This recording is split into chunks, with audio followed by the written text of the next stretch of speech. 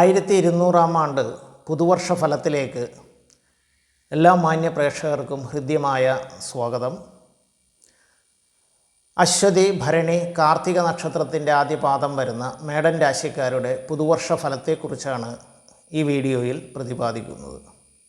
മേടൻ രാശിക്കാരെ സംബന്ധിച്ചിടത്തോളം സർവേശ്വരകാരകനായിട്ടുള്ള വ്യാഴം 2025 മെയ് 15 വരെ 2-ലും തുടർന്ന് 3-ലുമാണ് സഞ്ചരിക്കുന്നത്.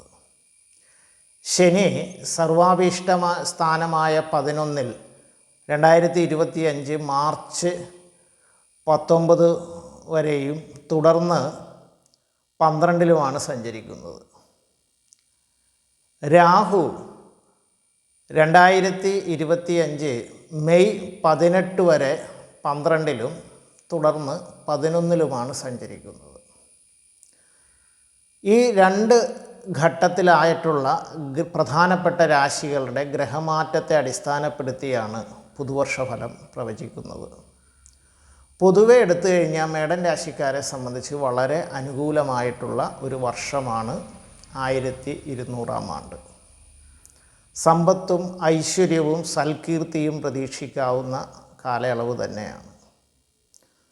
കാലങ്ങളായിട്ട് ആഗ്രഹിച്ച പല കാര്യങ്ങളും ഈ അനുകൂല ഗ്രഹസ്ഥിതി കൊണ്ട് നേടിയെടുക്കാൻ കഴിയും. പ്രത്യേകിച്ച് ഈശ്വരാധീനം കൊണ്ട് പല കാര്യങ്ങളും നേടിയെടുക്കാൻ കഴിയും.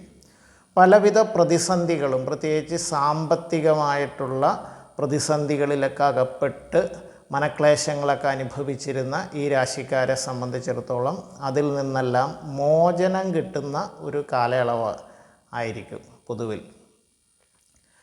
ജോലി ആഗ്രഹിക്കുന്ന ചെറുപ്പക്കാരെ സംബന്ധിച്ച് ജോലി ലഭിക്കാനുള്ള സാധ്യതയുണ്ട്.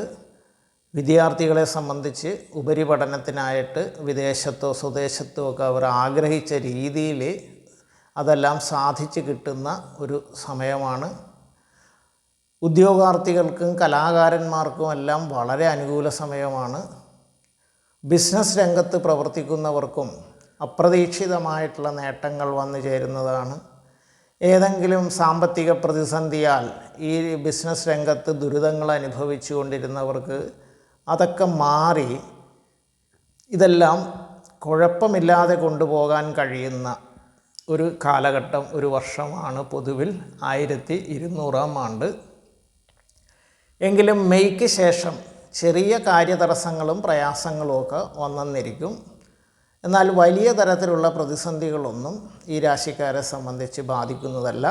അപ്പോൾ ഇത്തരത്തിലുള്ള ചെറിയ പ്രതിസന്ധികളെയും മനക്ലേശങ്ങളെയൊക്കെ അതിജീവിക്കുന്നതിനായിട്ട് വ്യാഴാഴ്ചകൾ വിഷ്ണു ക്ഷേത്ര ദർശനം നടത്തുക, അല്ലെങ്കിൽ മറ്റുള്ളവർ അവരവരുടെ മതാചാര പ്രകാരമുള്ള പ്രാർത്ഥനകൾ നടത്തുന്നതും ദോഷങ്ങൾ ലഘൂകരിക്കാൻ സഹായകമാകുന്നതായിരിക്കും.